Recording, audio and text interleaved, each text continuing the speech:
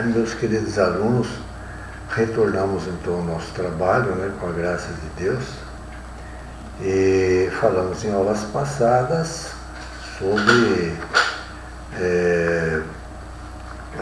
naturalmente, sobre as resoluções, né, a resolução por inexecução voluntária do contrato, depois a resolução da inexecução contratual involuntária, né?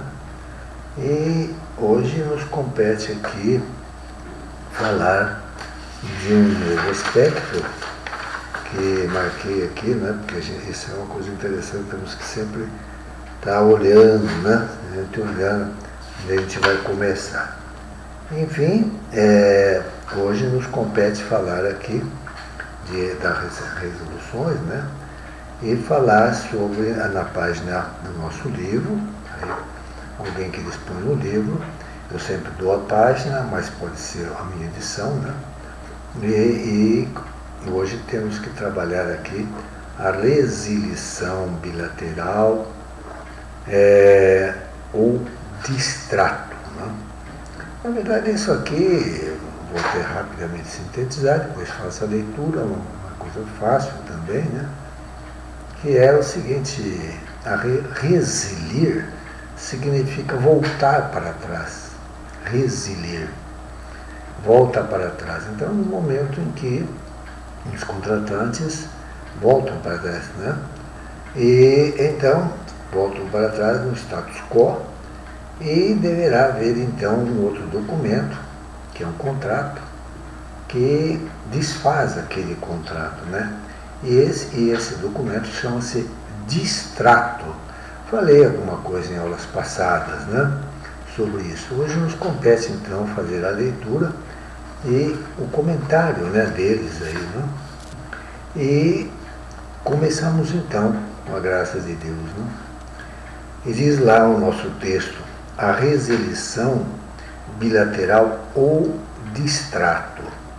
A resilição bilateral ou distrato vem a ser a dissolução do vínculo contratual. Quer dizer, dissolve-se, né? Deliberada. Aí deliberada quer dizer meditada já, né? Por ambos os contraentes. Por isso é bi porque ambos, né? O distrato é, portanto, um negócio também jurídico que rompe aquele vínculo contratual que estava entre eles, mediante uma declaração de vontade de ambos os contraentes de pôr fim ao contrato que firmaram. Então, não tem mais interesse, né? Outro, é um contrato também, que extingue outro que ainda não foi executado.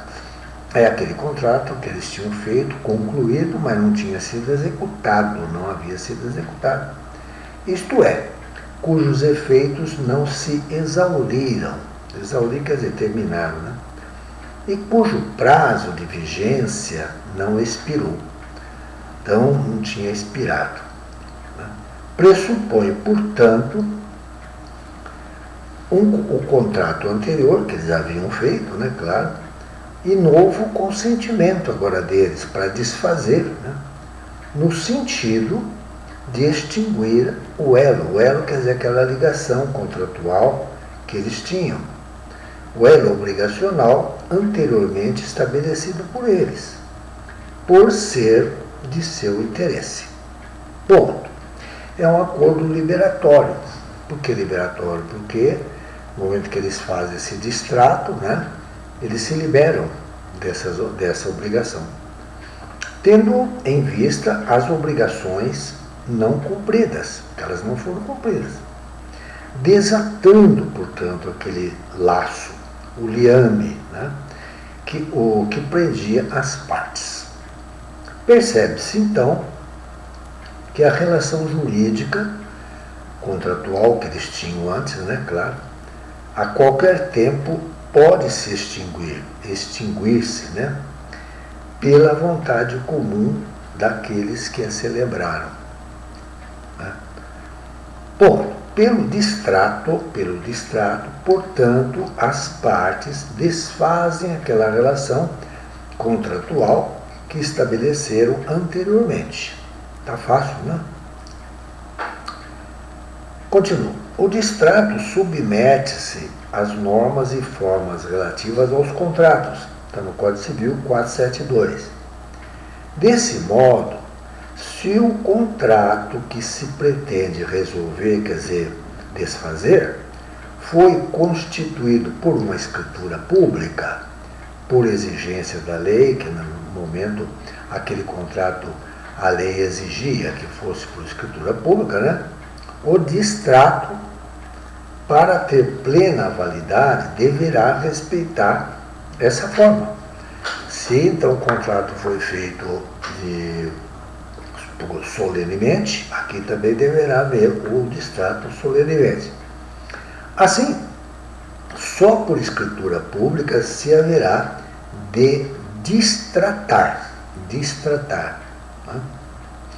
Bom, se a lei, né, exigir que certo contrato seja feito por instrumento particular, né, o distrato não poderá ser verbal não pode, devendo realizar-se por instrumento particular. Né, instrumento particular. Vamos em frente aqui. É uma leitura fácil, né, e que não demanda assim tanta explicação para com os senhores aí, né? Mas a gente sempre vai, evidentemente, buscar esses entendimentos necessários, qualquer palavra que haverá. Daqui a pouco vamos falar de enfideuse, né, de fidúcia, etc. E a história da enfideuse, que até falamos em aulas passadas, mas agora terei a oportunidade de fazer a leitura e dizer de onde tirei o texto, né, para se esclarecer. Como de hábito, gosto muito dessa parte histórica também, vocês sabem. Então, continua. O 472 do Código só se aplica ao caso de distrato de contratos cuja forma é prescrita em lei, quer dizer, a lei determina, por ser de sua substância. Dessa maneira, se o negócio não depende de forma solene, não for de forma solene, mas as partes a ela recorreram, quer dizer, não havia necessidade, mas eles recorreram a ela, né, porque assim o quiseram, boa vontade de ambos, poderá ser distratado por qualquer outro meio. Por exemplo, por instrumento particular. E ele dá um exemplo. A locação, né, que é o caso do aluguel, por ser contrato consensual, né, duas partes, né, não tem força obrigatória. Não tem, aliás, forma obrigatória. Assim, se convencionada, quer dizer, acordada entre eles por escrito, o distrato poderá dar-se verbalmente. Pode ser por verbal. Ou até pela simples entrega da casa alugada, ou da coisa alugada. Né? Se a lei não exige forma especial, a preferência manifestada pelas partes não as obriga a observá-la no distrato. Continuamos. O distrato, em regra, né, produz efeito ex nunc. É aquele efeito que produz dali para trás. Ex nunc é dali para trás. Ou seja, a ruptura do vínculo contratual só produzirá efeitos a partir do instante de sua celebração, não atingindo as consequências pretéritas. Né? Aliás, desculpe, eu troquei aqui, a gente fala muito nisso, então vou repetir. Né? O distrato, em regra, produz efeitos ex nunc, não é ex tunc. Eu li o ex tunc, ex nunc, pensando que eu estava lendo ex tunc. Não, é ex nunc, dali para frente.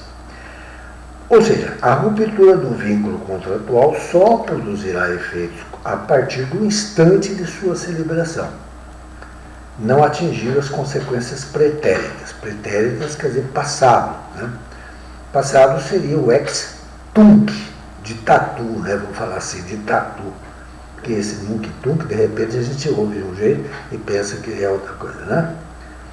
Nem os direitos adquiridos por terceiros que serão respeitados. Agora, vamos tratar aqui de um outro aspecto, que é a chamada resilição unilateral. Resilir, então, quer dizer desdizer-se, né?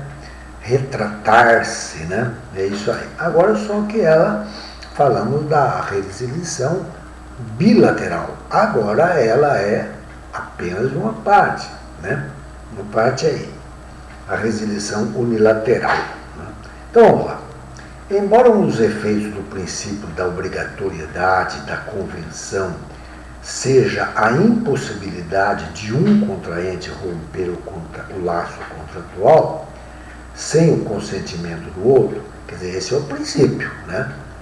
Para haver o rompimento, ambos terão que fazer, mas aqui está dizendo o seguinte, que há uma exceção, né? Vamos lá. Tem-se admitido em hipóteses excepcionais, né, a resilição unilateral do contrato. E vamos lá. O artigo 473 do Código, parágrafo único, Código Civil, né, prescreve a resilição unilateral nos casos em que a lei expressa ou implicitamente o permita, né, lei, talvez opera, quer dizer, de que forma ele se dá, como ele acontece, né? Mediante denúncia notificada. Denúncia notificada à outra parte. Então, a parte que se arrependeu, né, ela vai notificar a outra parte, né, que estava cumprindo a sua obrigação. Se, porém, dada a natureza do contrato, agora é a natureza dele, né, uma das partes houver feito investimentos consideráveis para a sua execução, quer dizer, uma parte se arrepende e a outra já estava executando e gastando, né? Gastando lá. Então, por isso que ele fala aqui de investimentos consideráveis, né? Para a sua execução, a denúncia unilateral só produzirá efeito depois de transcorrido um prazo compatível com a natureza e o vulto dos investimentos, quer dizer, ela só poderá ter efeito quando a outra parte que vai ser prejudicada tenha compensado aquilo que gastou, né? Deveras, quer dizer, realmente, há contratos que, por sua natureza, comportam a dissolução pela simples declaração de vontade de uma só das partes. Exemplo ele dá aqui para nós, o mandato. O mandato é aquela história do procurador, né? Então, o A, contrato B, como seu mandatário, o A é o mandante e aí o mandato. Esse caso. O comodato, nós já falamos, o comodato é quando uma pessoa reserva uma gleba de terra que está parada, faz o contrato de comodato, e a figura do comodante, né? E o comodatário. E o depósito, quando alguém deposita em um lugar, né? Alguém que tem lá um depósito e deixa lá sua mercadoria por um certo tempo e paga lá um valor.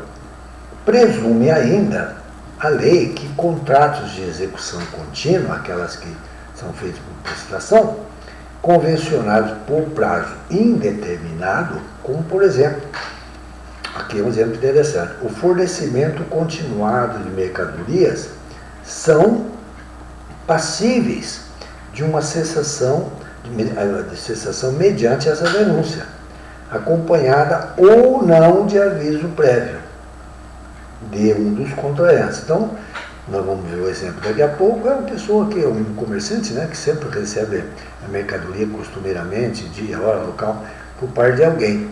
E ele, de repente, não quer mais, né? Então, ele nem precisa fazer a denúncia e nem fazer o aviso prévio. Vamos ver aqui, ó.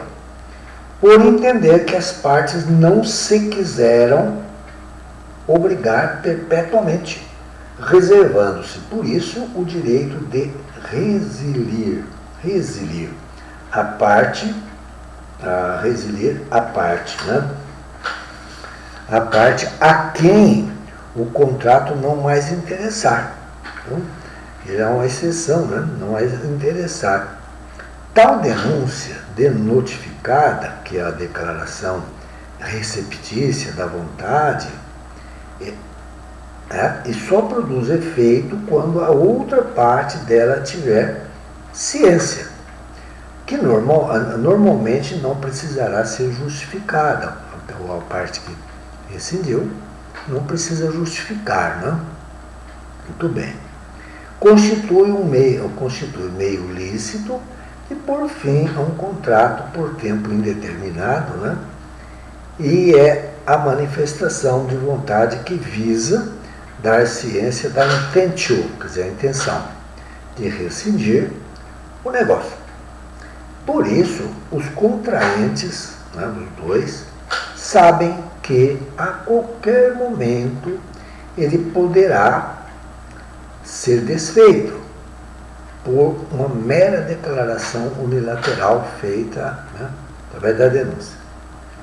A parte, porém, que injustamente o resilir, injustamente, preste bem atenção agora, né, ficará obrigada a pagar a outra indenização por perdas e danos.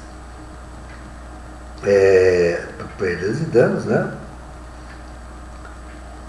Desde que esta tenha feito investimentos para executar o contrato. Uma parte estava já cumprindo o seu dever, a sua obrigação, e já tinha gasto, né? E aí a outra parte não quer mais, né? Em outras palavras, ela terá que pagar a indenização. Né? Muito bem. Se uma das partes fez consideráveis gastos para a execução contratual, a denúncia terá efeito postergado, pois apenas gerará consequência depois de transcorrido um prazo compatível com a natureza e o vulto dos investimentos. Veja que a nossa autora é muito boa, ela repete naturalmente, né, o que ela já tinha dito ali alguns momentos atrás, que nós explicamos aí. Né. Agora vem lá sempre aquela história, é um excepcional, entretanto, todavia, senão, aliás, né, e eu continuo aqui. Em certos casos, a resilição unilateral assume feição especial.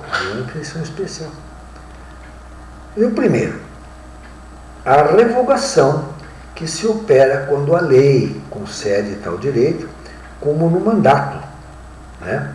E nas doações, que podem ser resilidos mediante simples declaração de vontade, independentemente de aviso prévio. Então, nesses dois casos, o mandato, né, o mandatário, o mandante, aliás, ele pode revogar, tem lá os seus motivos, né, porque a lei o permite, né, no caso das doações também, mas condicionada a certas causas, desde que manifestada pela própria pessoa que praticou o ato negocial, né, que se revoga.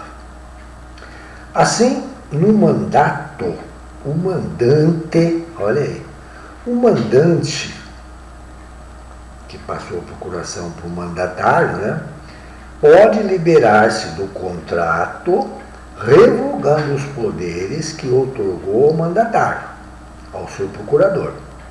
Outro caso, a renúncia, que é o ato pelo qual um contratante notifica o outro de que não mais pretende exercer o seu direito.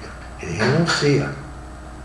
Assim, o mandatário, por exemplo, agora o mandatário, agora não é o mandante, agora é o mandatário, que é o procurador, né? Assim, o mandatário, por exemplo, poderá notificar o mandante, quem é a quem ele está trabalhando, para quem ele está trabalhando, de que não continuará a exercer o mandato. Artigo 682 do Código, inciso 1º. E este, então, cessará com a exoneração do mandatário, que é o procurador.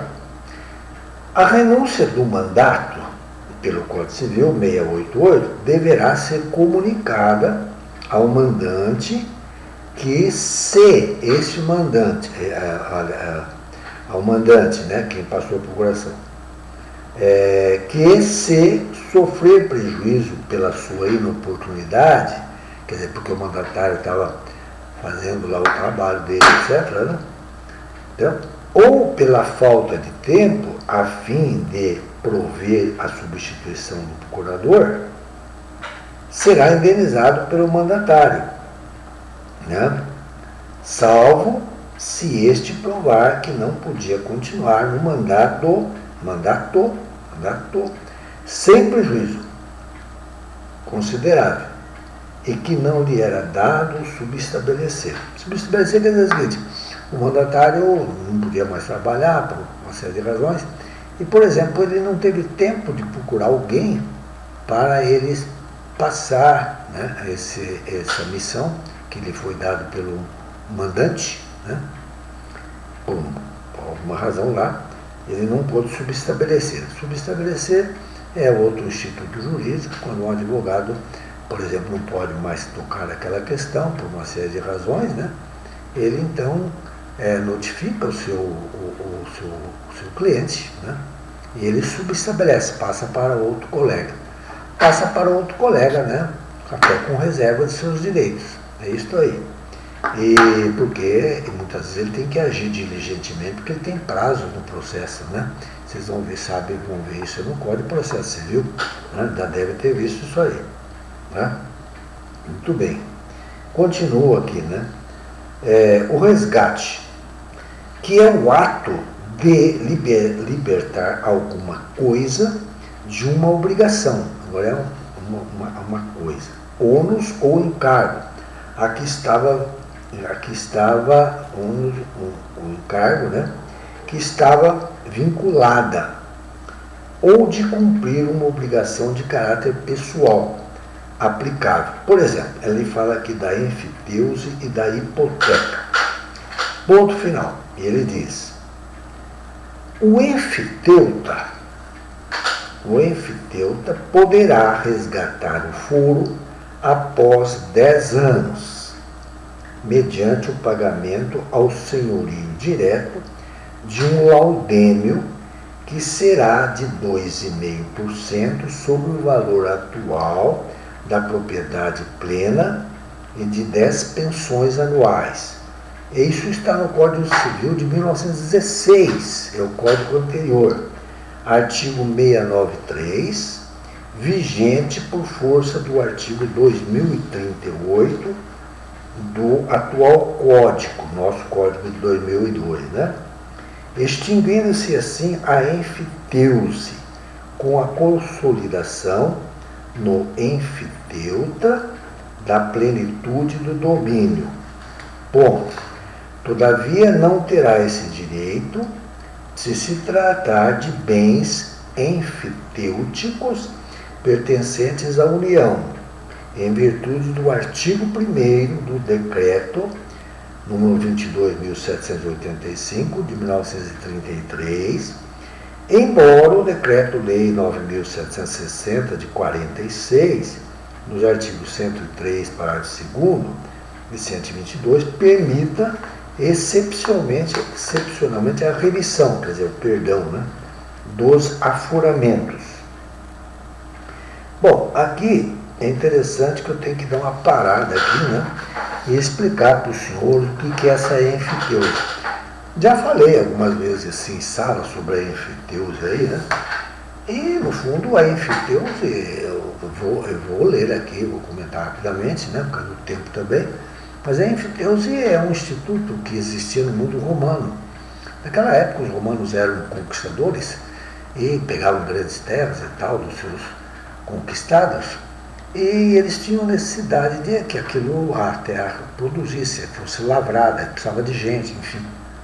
E às vezes os romanos, havia cidades romanas ou colégios romanos, né, que tinham necessidade de produção, mas precisavam de braço para a lavoura. Então, no fundo, o que eles faziam? Arrumavam pessoas para lavrar aquilo lá. Essa pessoa, então, na verdade, ela não era dona da terra. Ela passava a ter um domínio chamado útil, né? Porque ela explorava a terra, mas a terra não era dela. O domínio mesmo verdadeiro era do proprietário daquela cidade, daquele colégio, né? Era isso, ele chamava enfiteuta. E ele pagava um arrendamento, digamos assim, durante alguns anos. E no momento que ele fosse vender para alguém, tinha que pagar também um percentual sobre o valor. E é isso que eu vou passar a comentar aqui. E vou passar a comentar rapidamente também, mas eu estou agora consultando um outro livro, matéria que já trabalhei também, só que é o chamado Direito das Coisas, né? Propriedades. E esse livro, que é uma edição bem recente, deixa eu dar uma olhada aqui, essa edição aqui é bem recente, era de 2020, né? Esse livro, ele fala lá na página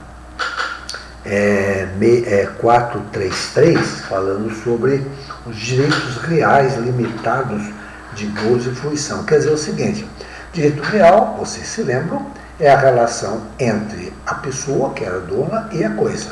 Direito real. Mas, aqui diz o seguinte, direitos reais limitados de gozo ou fruição. Porque esse camponês que lavrava a terra, ele não era dono. Ele tinha um domínio útil, porque ele fazia a terra produzir através do seu trabalho. Então ele fruía daquele ali. E tinha gozo, mas ele não era proprietário. Então, rapidamente, para explicar para os senhores, que eu já falei, dizendo, hoje em dia, isso tudo está, isso vem a enfiteose, portanto, é oriunda da Grécia, não vou ler tudo, né? E depois ela foi transladada pelo direito romano, etc., vai embora, né? E diz lá, tudo isso, nessas páginas aqui, não vamos ler totalmente, porque é bastante longo, a nossa matéria continua aí, né? Mas o autor fala sobre isso, da história, e eu vou aqui falar a respeito da pertinência do problema do artigo 2038, né? Então, ele diz assim nesse livro, na página 439.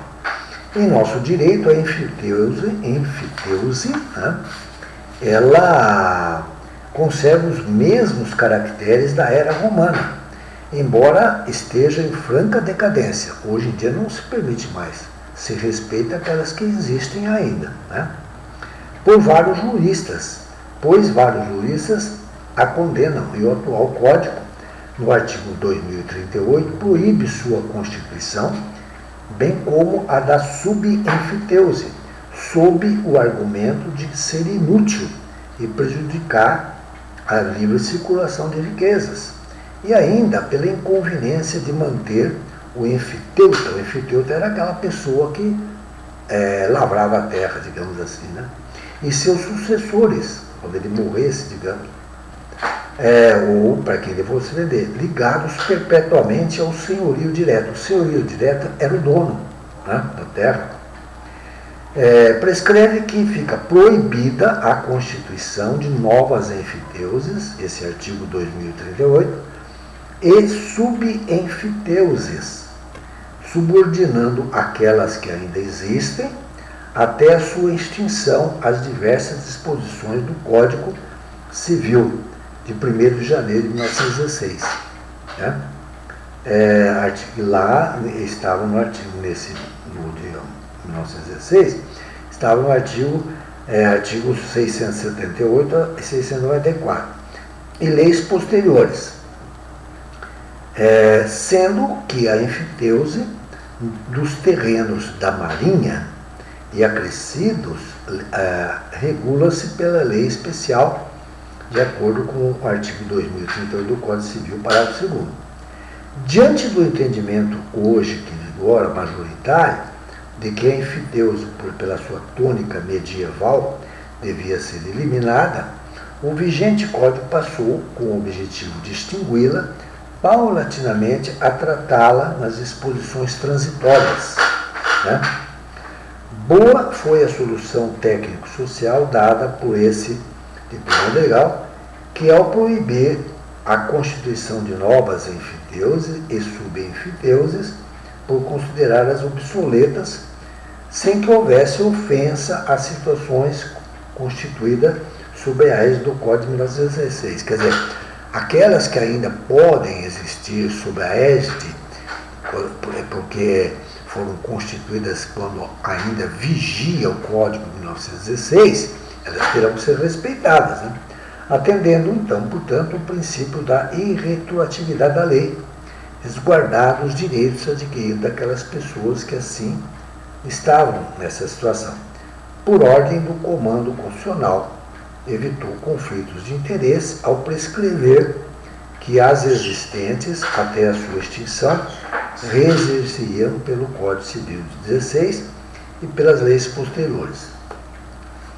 Todavia, né, procurou atacar essa instituição pelos flancos, reduzindo-se-lhe as vantagens atualmente reconhecidas, visando certas restrições desestimuladoras de seu prolongamento. Né? Tudo bem. Consentâneas com a função social da propriedade, como observa aqui o Orlando Gomes. Para tanto, proibiu a cobrança de laudêmios ou de prestações análogas na transmissão do bem aforado. Esse bem aforado é o seguinte, era aquela porção de terra que era aforada, entre outras palavras, era arrendada por essa pessoa que, através do seu trabalho, produzia para o senhorio. Então, essa pessoa tinha o domínio útil. E o senhorio, que é o proprietário, tinha o seu domínio como proprietário, né? Isso aí. Então, ele pagava a cobrança de laudêmio ou prestações análogas nas transmissões. Quando ele o enfiteuta que produzia, né, ia vender, passar para alguém, esse bem chamado aforado, ele tinha que pagar lá um percentual, né? E repetimos que realmente não pode mais fazer isso aí. Então, praticamente nem existe. Retiraram-se as vantagens, pois, e o enfiteuta está proibido de olhe bem a palavra aqui, subenfiteuticar. E o senhorio direto não mais poderá receber laudêmio, para que gere desinteresse para o negócio enfitêutico, né? Então, isso aí é o que está ali no nosso texto. Eu tive que fazer ali uma breve digressão, né, sobre isso, né? Então, essa é a parte que eu diria para o senhor. Mas ainda, fazendo a pesquisa aqui, fazendo um resumo disso, consulta aqui mais um outro texto, né, que fala agora sobre a enfiteuse de uma maneira mais enxuta, né? Eu falei da parte histórica aqui para vocês, né? Espero que esteja assim, entendido, né? Diz lá então a respeito da enfiteuse, que ele vai tratar aqui para nós aqui. Eu fiz aqui a minha colocação e vou falar aqui da enfiteuse. Então, a enfiteuse quer dizer plantar, melhorar o solo, né? Quer dizer arrendamento.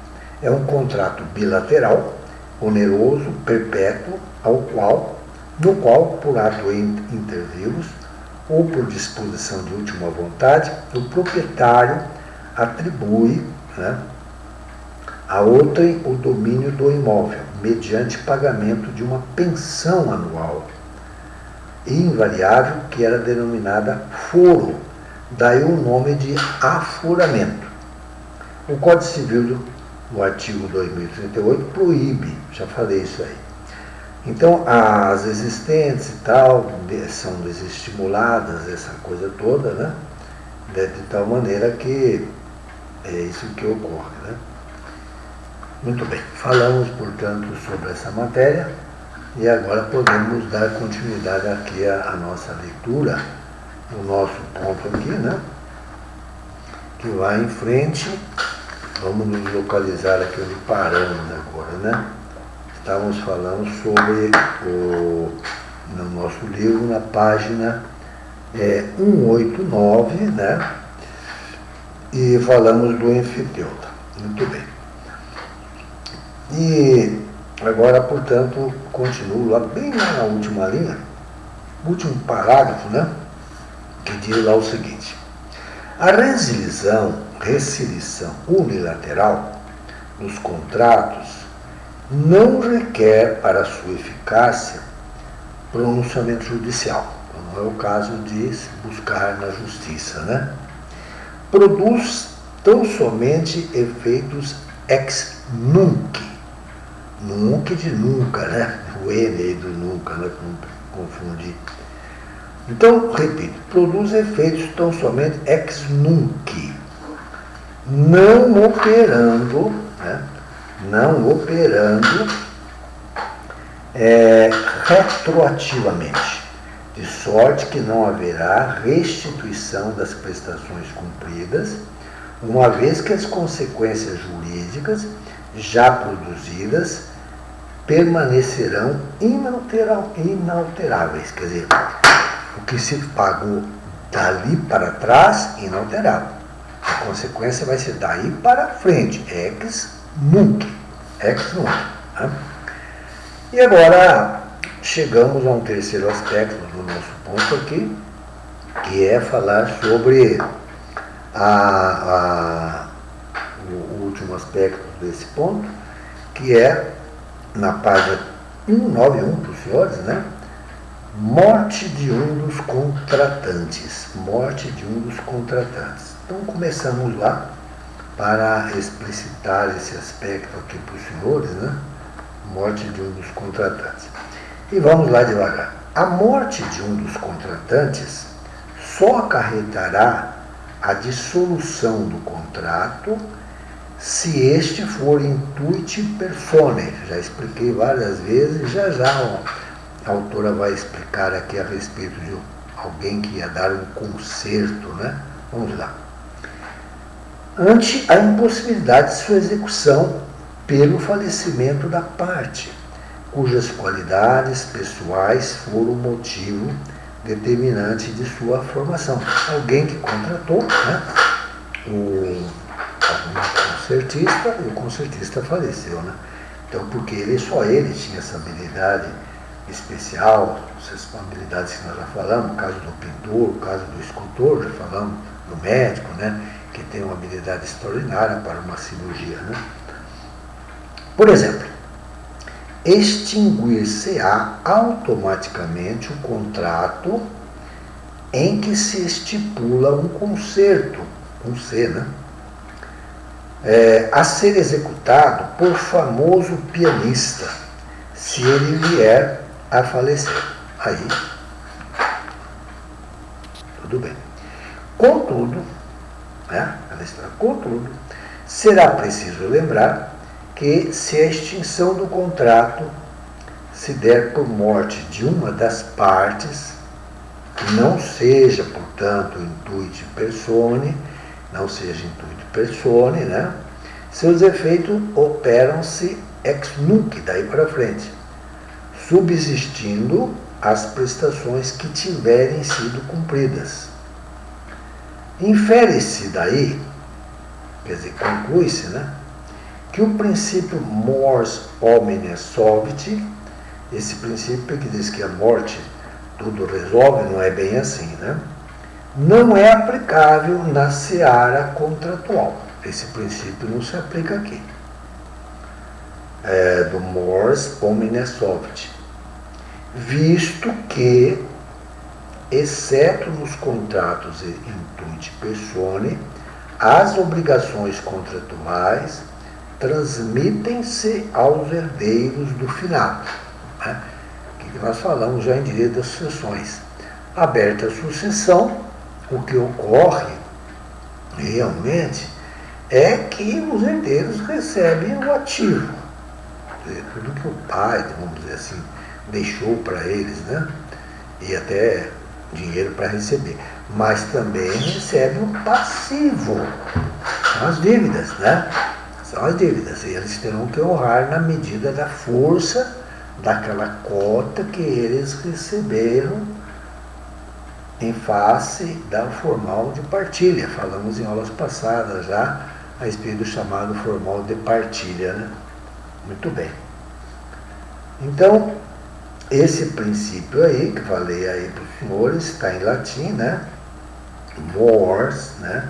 Que fala lá, solvit, quer dizer, a morte extingue tudo. Nesse caso não. Nesse caso não, a morte não extingue tudo não. Mas aí nos despedimos desse ponto, né? E continuamos nosso trabalho aqui com os senhores. Iniciamos agora um novo aspecto da nossa matéria, que se trata das modalidades contratuais previstas no Código Civil. Vamos falar sobre elas agora, é uma parte importantíssima a respeito principal. Começamos com a compra e venda, né? Está lá na página 195 e diz assim: notas introdutórias. Vamos começar então a fazer a leitura e os comentários pertinentes, não? Após a análise das normas atinentes aos contratos em geral, procuraremos, diz aqui a autora, né, estudar as várias modalidades contratuais previstas no Código Civil, demonstrando não só as suas diferenças, mas também os seus caracteres peculiares, os efeitos que acarretam no campo do direito. Está claro aí, né? Então nós vamos caracterizar, porque há vários tipos de contrato, né, enorme número de contratos, eu já andei falando sobre isso aí rapidamente, e vamos ver, Deus nos permite agora, até onde chegaremos nessas várias espécies de contrato, né? Muito bem. Então, o primeiro deles é a compra e venda. Vamos iniciar então a compra e venda. E diz assim: conceito e caracteres. Com fundamento no artigo 481 do Código Civil, a compra e venda vem a ser, como ensina Caio Mário da Silva Pereira, o contrato em que uma pessoa, que é o vendedor, se obriga a transferir a outra, que é o comprador, a propriedade de uma coisa corpórea ou incorpórea. A propriedade é dele, né? Do vendedor. Porque ninguém pode vender o que não tem, né? Mediante pagamento de certo preço em dinheiro ou valor fiduciário. Um valor fiduciário, né?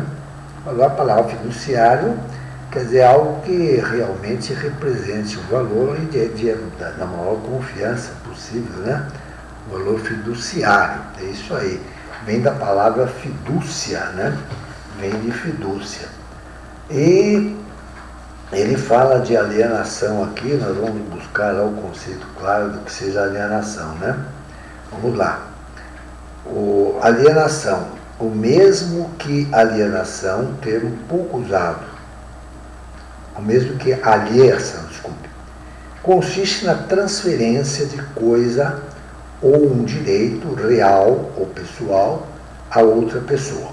A alienação pode ser a título gratuito, quando feita por mera liberalidade, sem obrigar o adquirente, né, à contraprestação. Ponto e vírgula. A título oneroso, estou lendo outro texto, né, para enriquecer aqui a nossa leitura. A título oneroso, se existe obrigação ou encargo para ambos, pessoal ou real, como na permuta, né? Existe, portanto, alienação criminosa também, o mesmo que estelionato, em fraude de execução. Aqui o devedor faz a terceiro, para furtar seus bens na execução iminente, a fim de prejudicar o credor. Mas tem outro tipo de alienação, por isso que eu estou lendo aqui para o senhor. A fiduciária. Alienação fiduciária. Sistema no qual o devedor transfere ao credor ou à instituição financeira a propriedade resolúvel e a posse indireta do bem móvel ou imóvel. Quer dizer, aqui é o devedor que já está com o objeto na mão, mas que não é dele, é de alguém, né? É de alguém. Tudo bem. Vamos em frente, né? Do imóvel. Isso está na Lei 9.514, de 97. Em garantia de dívida que assume, ficando ele como depositário. Ele fica, na verdade, o cara que compra, olha, compra um carro aí, né? Então, e na verdade não é o dono, ele é o devedor, deve pagar prestações, fica como depositário, até que pela liquidação do débito, até quando ele terminar de pagar, né, do débito, lhe seja devolvido ou liberado o bem. Esse tipo de alienação só se prova por escrito. No caso da compra de certo carro, aqui o exemplo, por esse sistema, nos documentos do veículo, anota-se que ele está alienado até o cumprimento da obrigação assumida. Você vai comprar um carro, está no documento alienado, o carro não é do cara, ele é apenas um depositário, ele comprou, mas pertence a alguém. Né? Decreto-Lei 911 de 1969. Existe também a alienação chamada judicial. Dá-se pela transferência da propriedade de um bem ou de um direito em razão de leilão ou de ordem judicial. Né? Tem aí uma série de tipos de alienação. Fiz questão de trazer aos senhores aqui. Agora sim posso dar continuidade aqui à nossa leitura, né? E nossa leitura aí com os senhores e chegaremos lá. Vamos devagar aqui. Então vamos lá. O contrato de compra e venda se dá à venda, o contrato de compra e venda dá aos contraentes tão somente um direito pessoal, gerando para o vendedor apenas a obrigação, vamos lá, apenas a obrigação de transferir o domínio. 2 pontos. Consequentemente, produz efeitos meramente obrigacionais, quer dizer, apenas a obrigação de entregar, não conferindo poderes de proprietário àquele que não obteve a entrega do bem adquirido. Não opera, portanto, de per si a transferência da propriedade, que só se perfaz pela tradição se a coisa for móvel. Se a coisa é móvel, a propriedade é transferida apenas pela tradição, que é entrega, né? Tradição quer dizer entrega, né? Tem a súmula 489 e o Código Civil, artigo 1267, né? Código Civil 1267 está lá. E vamos em frente aí. Ou pelo registro de títulos, título aquisitivo, no cartório do registro de imóveis competente, se o bem for imóvel, artigo 1227 do Código Civil. Artigo 1245 a 1247. Muito bem. E o decreto 92.592/86, ora que está revogado, no entendimento de alguns autores, pelo decreto sem número 25 de abril de 1991, artigo 2º e 3º. Se a compra e venda de imóvel não abrangido pelo sistema financeiro de habitação. Essas casas populares aí, né? Então vamos lá. Se houve agora contrato e pagamento do preço, sem a entrega do bem, o comprador não é proprietário. Tá? De modo que, se o vendedor ou alienar novamente, que o cara vendeu para você, depois ele vende para outro, a terceira pessoa, o primitivo comprador não terá direito de reivindicar o bem, mas terá o direito de exigir que o vendedor lhe pague perdas e danos. Deu para entender aí, né? Perdas e danos. Então vamos em frente ainda aqui. Todavia, no entretanto, né, esse princípio não é absoluto, pois há casos em que o nosso direito permite a transferência do domínio pelo contrato. Deveras, realmente. Primeiro caso. O artigo 8º do Decreto-Lei 3.545, de 1941, alusivo à compra e venda de títulos da dívida pública da União, dos Estados e municípios, que prescreve, aspas, a celebração do contrato transfere imediatamente ao comprador a propriedade do título. É um caso diferente, né? O outro aspecto, B, do artigo 1361 do Código Civil, dispõe que a alienação fiduciária, que eu falei acima, né, transfere a propriedade independentemente da tradição. Muito bem. Agora, vamos para, na continuidade do nosso trabalho aqui com os senhores, né, ainda outras colocações.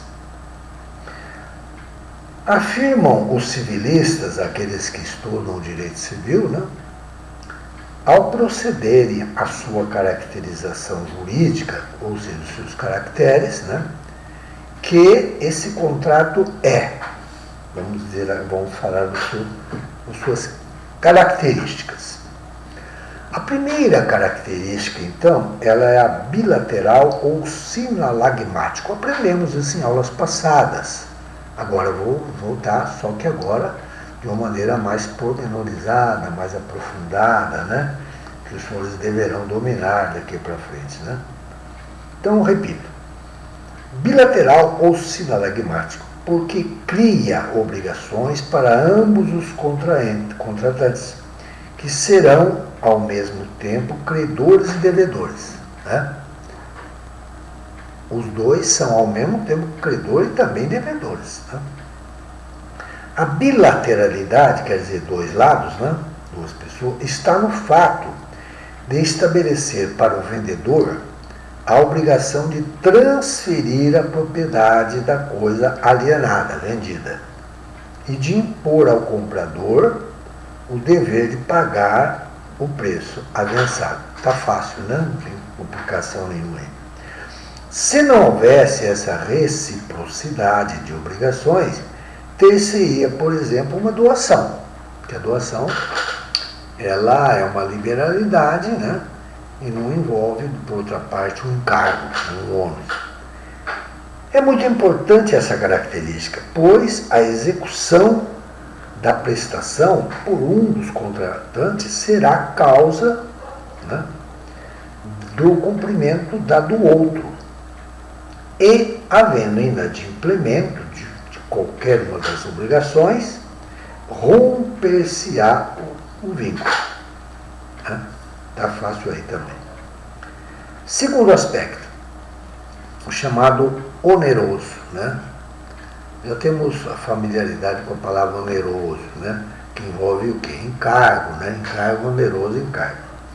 Oneroso, porque ambas as partes contratantes oferem, quer dizer, elas têm vantagens patrimoniais de suas prestações, pois, de um lado, o sacrifício da perda da coisa corresponderá ao proveito do recebimento.